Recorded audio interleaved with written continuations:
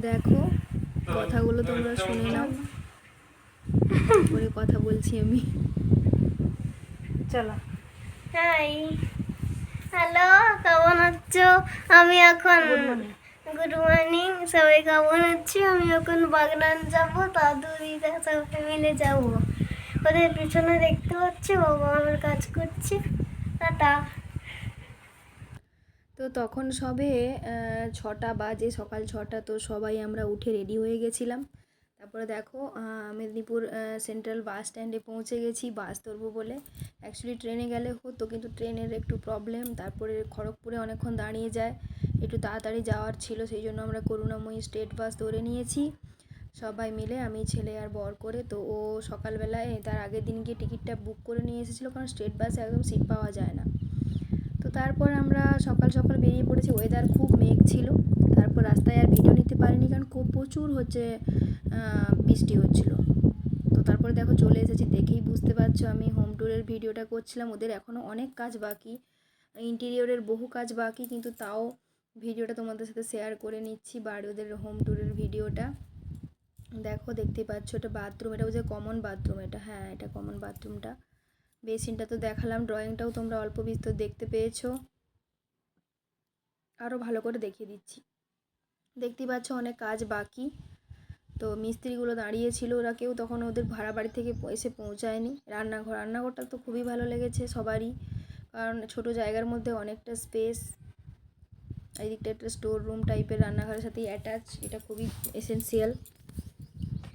তো ওদেরই বাড়ির সেদিন গৃহপ্রবেশ ছিল, কারণ ভাড়া বাড়িটা ছেড়ে দিতে হতো তাড়াতাড়ি করে, সেজন্য ওরা কাজ কমপ্লিট না হওয়া সত্ত্বেও ওরা চলে এসেছে, বাকি কাজ এখানে থেকেই করবে। তো ড্রয়িংটা তোমরা দেখতে পেয়েছো, সব কেবিনেট এগুলো সব তৈরি হচ্ছে, এখনও কাজ কমপ্লিট হয়নি। আর আমার ছেলের এই বেসিনটা খুব পছন্দ হয়েছে, ওখানেই বারবার যাচ্ছে।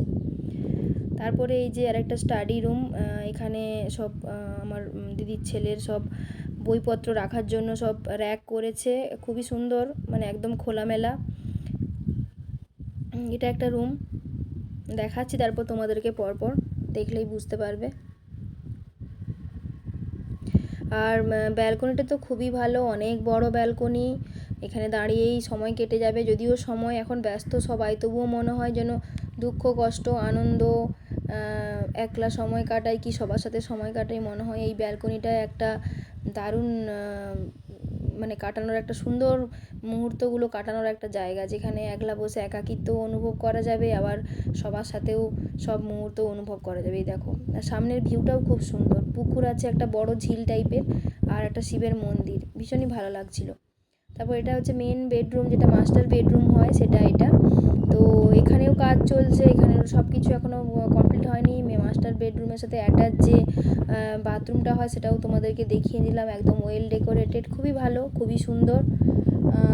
তো জানোই তো যে একটা নতুন বাড়ি রেডি করা বা রেডি হওয়ার পেছনে কতটা পরিশ্রম, কতটা মেন্টাল পরিশ্রম, তারপরে কতটা হেডেক থাকে, ইকোনমিক ব্যাপারটা তো থাকেই। তো সবটাই খুব সুন্দর, দক্ষিণ পূর্ব দিকে ফাঁকা, আর হচ্ছে ভালো, বেশ আলো বাতাস, সবসময় আলো বাতাস। তারপরে তোমাদেরকে 3টা রুমই মোটামুটি শেয়ার করে দিলাম। আর দিকে দেখো, তারপরে আস্তে আস্তে সবাই চলে এসেছে। তারপরে এসে এবারে ওখান থেকে মা কিছু খাবার করে এনেছিল, দিদিও কিছু খাবার করে এনেছে। তো বাচ্চাগুলোকে আগে খাইয়ে নেওয়া হচ্ছে, কারণ তখনও ঠাকুরমশাই এসে পৌঁছয়নি বৃষ্টির জন্য, মানে ওদিকে তখন খুব বৃষ্টি হচ্ছিলো, বাগানে খুবই বৃষ্টি হচ্ছিলো। এটা হচ্ছে আমার বৌদি দাদার ওয়াইফ, আর হচ্ছে দিদি মা সবাই চলে এসেছে, মানে আমার বাপের বাড়ি থেকে সবাই এলো। তারপর এই যে আস্তে আস্তে করে সবাই মানে আসবে, তখন আমরা এসেই সব রেডি রেডি করছিলাম আর কি। আর এদিকে দেখো সব কিছু এখনও রেডি হয়নি, সেজন্য রেডি করার চেষ্টা চলছে আর কি, ওই ঘর থেকে কিছু কিছু জিনিস আনছে। তারপরে এই যে বাচ্চাগুলোর খেলাধুলা শুরু হয়ে গেছে, চিৎকার চেঁচামেচি, খেলাধুলা তো চলছেই। এই দেখো, আর দিদি তো খুবই ক্লান্ত, সারা রাত নাকি ওরা কালকে কেউ ঘুমোয়নি, ঘর দর পরিষ্কার করেছে। তারপরে যে ঠাকুরমশাই অবশেষে এলো, আসার পরে যে সব রেডি করবে। দেখো ওয়েদারটা খুবই ভালো ছিল, কারণ তার আগের দিন এত বেশি গরম ছিল যে সহ্য করা দায় হয়ে গেছিলো, যে আমরা ভাবছিলাম যে গিয়ে সব কিছু মানে সহ্য করতে পারবো। তো তো তারপর দেখলাম যে রাত থেকে বৃষ্টি শুরু হয়েছে, আর কিছু প্রবলেম হয়নি। তারপরে যে দিদির যে কাজের দিদিটা, উনি এসেছেন, উনিও একটু হাতে হাতে লেগে দিয়েছিলেন। তারপর আস্তে আস্তে করে সবাই এলেন, আত্মীয় বন্ধু বান্ধবরা যারা নিমন্ত্রিত ছিলেন সবাই এলেন, সবার সাথে গল্প হচ্ছিল। তারপর দিদি ওখান থেকে বেরিয়ে এলো, দিদি বলছে একটু লিপস্টিক আর পাউডারটা দে মাখবো। আর দিদি এত রোগা হয়ে গেছে যে ওকে সবাই যাই তাই বলছে, আর আমি মোটা হয়ে গেছি বলে আমাকে যা তা বলার ওকেও তা যা তা বলছে। তাহলে কী করবো বলো?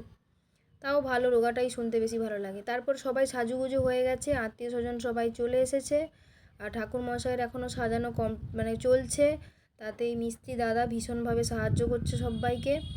তো সেগুলোই ভিডিও করে নিচ্ছিলাম। এদিকে হচ্ছে দিদির শ্বশুরবাড়ির তরফ থেকে শ্বশুর শাশুড়িরা আছেন, ওনাদের সামনে গিয়ে ভিডিও করতে আমার কেমন লজ্জা লাগছিল, তাই ভিডিও করিনি সত্যি কথা বলতে।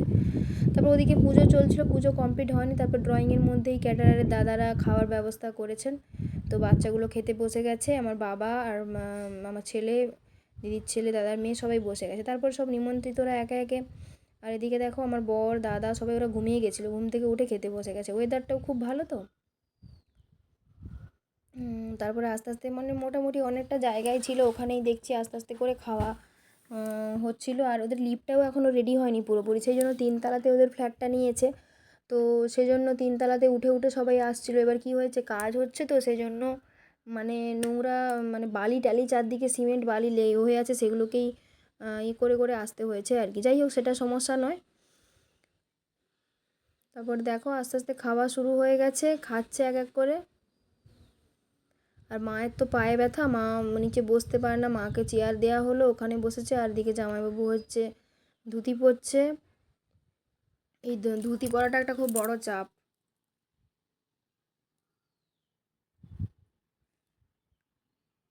একটা বাড়ি করা, তার পেছনে যে কি যায় সে যে করে সেই একমাত্র জানে, অন্য কেউ বলতে পারবে না।